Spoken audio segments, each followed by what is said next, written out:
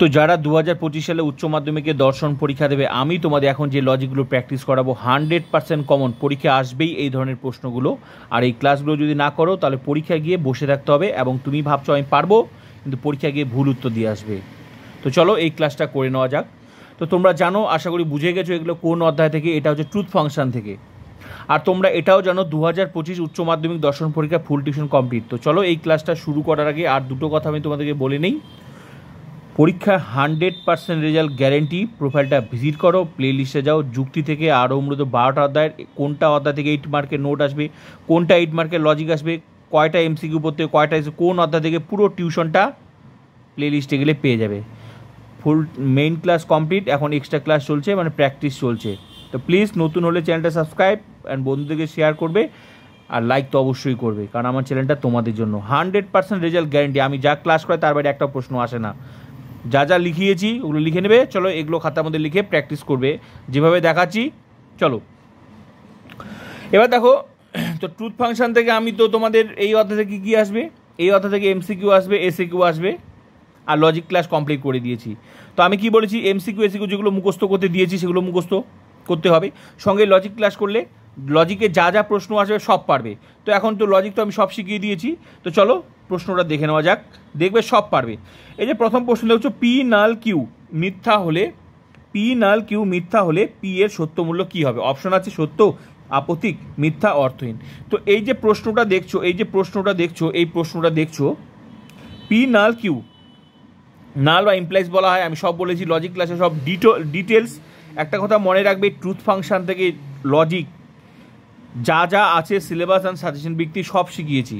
যদি এই অধ্যায় থেকে প্রকৃতপক্ষে লজিক শিখতে হয়, আমার প্রত্যেকটা ক্লাস করবে প্লে লিস্টে গিয়ে, প্রত্যেকটা অধ্যায়ের, যেমন এই অধ্যায় করবে বাকি অধ্যায়গুলো করে নেবে। তো আমি শিখিয়েছি কি, পি নাল কিউ, তাহলে আমি সূত্রগুলো মুখস্থ করতে বলছিলাম।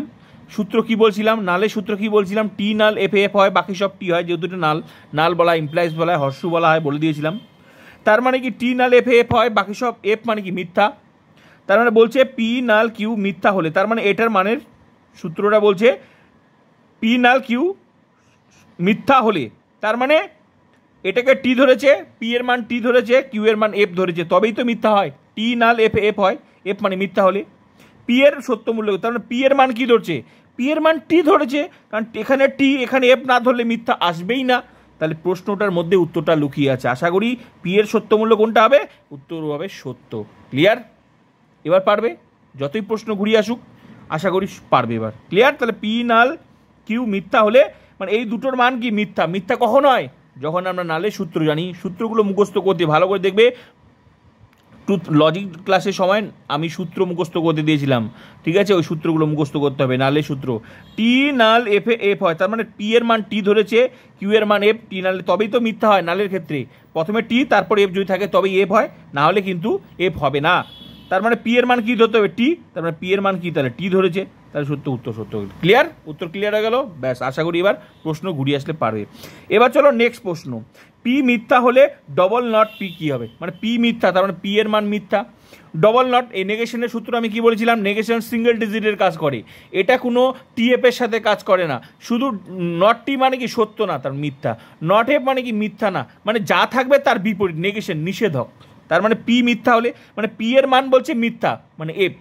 পি মিথ্যা হলে, এবার পি এর মান যদি মিথ্যা হয়, এবার ডবল নট আছে, তার মানে একটা পি এর মান মিথ্যা ধরো, একটা পি এর মান মিথ্যা ধরো, তাহলে পি মিথ্যা, পি এর মান যদি আমি মিথ্যা ধরি, তারপর একটা নট আছে, তার এই নটের একটা নট, নটের কাজ কি, যা থাকবে তার বিপরীত। দুটো নট আছে, তার দুটো নটকে করো। তো প্রথমকার পি এর মানটা কি মিথ্যা, মানে এখানে এফ ধরি, তার নট এফ, একটা নটের কাজ করি, নট এফ, তার মানে কি নট এফ পড়ে থাকলে কি হয়, টি হয়, তাহলে টি হলো, আবার একটা নট থাকলো, আবার তাহলে নট টি হয়ে গেল, আলটিমেটলি ঘুরে ঘুরে উত্তরটা কি আসলো, মিথ্যাই আসলো। আমি শিখিয়েছি তোমাদের, আশা করি বুঝে গেছো। তাহলে পি মিথ্যা হলে ডবল নট পি কী হবে, ডবল নট পি এর মান উত্তর মিথ্যাই হবে। কেন? কারণ প্রথমে পি এর মান মিথ্যা, যদি মিথ্যা ধরি, আমি শিখিয়েছি কি নেগেশনের সূত্রটা কি শিখেছি, যে নেগেশন যা থাকবে তার বিপরীত, নট টি মানে সত্য না, তাহলে মিথ্যা, নট এফ মিথ্যা না, তাহলে সত্য। তাহলে পি এর মান যদি মিথ্যা ধরা হয়, এখানে মনে করো পিটা নেই, এখানে এফ আছে, এফ, তাহলে কি থাকলো, ডবল নট এফ। তাহলে একটা নটের আগে কাজ করি, তো নট এফ তার মানে মিথ্যা না, তার মানে সত্য। ঘুরে ফিরে সত্য, টি আসলো, একটা নটের কাজ হয়ে গেল, আরেকটা নট থাকলো, এবার আবার নট টি থাকলো, তা নট টি তার মানে কি, মানে সত্য না, মিথ্যা, আবার ঘুরে ফিরে মিথ্যাই আসলো, তাহলে উত্তর এ আসলো। ক্লিয়ার উত্তর? আশা করি পারবে। উত্তর কোনটা হবে? মিথ্যা। ক্লিয়ার হয়ে গেল। লজিক ক্লাস অত সহজ না, আর আমার লজিক ক্লাস করা মানে 100% রেজাল্ট গ্যারেন্টি। ঠিক আছে, এটা তুমি কোনো টিউশন পড়েও তোমাকে কেউ ক্ষমতা নেই তোমাকে এইভাবে লজিকেও শেখাতে পারে। ঠিক আছে, তো ক্লিয়ার? এইভাবে প্রত্যেকটা অধ্যায়ে যা যা আমি এক্সট্রা ক্লাস করাচ্ছি, মেইন ক্লাস কমপ্লিট হয়ে গেছে, এক্সট্রা ক্লাস আমি আগেও বলেছি, এক্সট্রা ক্লাসের মূল লক্ষ্য হচ্ছে পরীক্ষায় যতই প্রশ্ন ঘুরিয়ে আসুক 100% রেজাল্ট গ্যারেন্টি, সব পারবে উত্তর, দেখা মাত্রই প্রশ্ন উত্তর করে আসবে। ক্লিয়ার? দুটো প্রশ্ন হয়ে গেল। এবার নেক্সট প্রশ্ন, সংযোগিক বাক্যের অঙ্গ বাক্য দুটি কিরূপ শব্দ দ্বারা যুক্ত হয়? আমি তোমাদের শিখিয়েছি, এমসিকিউ এসিকিউ লিখিয়ে দিয়েছি, সঙ্গে যখন সূত্রগুলো বলেছিলাম তখনও বলেছিলাম সংযোগিক বাক্য মানেই হচ্ছে ডটটাকে বলা হয়, সেটা কি হয় অথবা এবং, যদি তবে, যেরকম অপশন থাকবে তার মানে এবং, তার মানে এবংটা, এবং কিন্তু থাকলে কিন্তু সংযোগিক, আমি সেটা বলে দিয়েছিলাম। ভালো করে দেখো, এবংটা মিলে গেছে, তাহলে এটা। ক্লিয়ার? ভালো করে আমার ক্লাসগুলো করবে, ওই একটু হালকা ভিডিও দেখে গেলে অত সহজ না, এটা ফুল টিউশন, এটা কোনো সাধারণ ইউটিউব চ্যানেল নয়। ঠিক আছে, তাহলে এবং। ক্লিয়ার? নেক্সট প্রশ্ন, দ্বিপ্রাকল্পিক বচনের অঙ্গবাক্য দুটি কিরূপ? দ্বিপ্রাকল্পিক মানে কি? এই যে ইকুইভ্যালেন্ট, আমি প্রত্যেকটা সূত্রের বলে দিয়েছিলাম যে ওটা, এটা সূত্র, এটা চিহ্ন, ওইটার আরেকটা নাম, সেটাও বলে দিয়ে, সব নামগুলো মনে রাখতে হবে।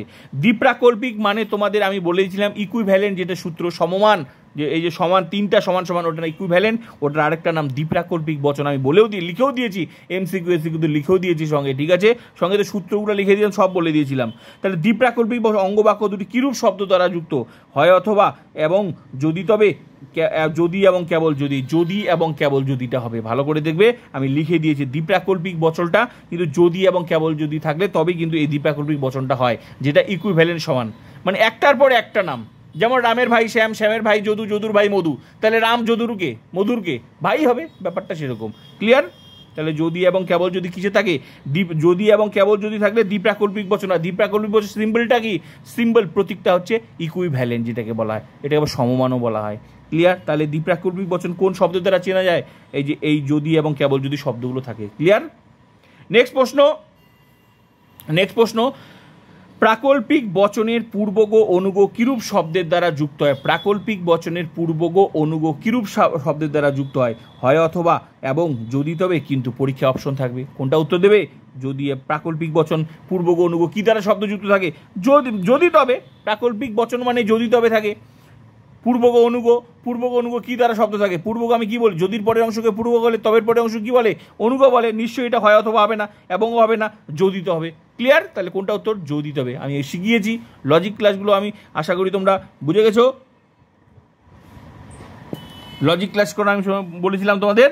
ঠিক আছে, আর প্রাকল্পিক, এখানে যেহেতু ট্রুথ ফাংশনটার মধ্যে প্রাকল্পিক বচনটাও আসে, কেন আসে? কারণ যেহেতু এই যে নাল ইমপ্লাইজটা কি, ওটাকে প্রাকল্পিক বচনও আবার। ঠিক আছে, এই ট্রুথ ফাংশনের মধ্যে প্রাকল্পিক বচন, আমি ওই আগেও বলেছি, প্রত্যেকটা ফিলোসফিতে প্রত্যেকটা লজিক কিন্তু রিলেটেড, মানে সবগুলো লজিকের মধ্যে সব লজিক যুক্ত আছে, একটার পর একটা।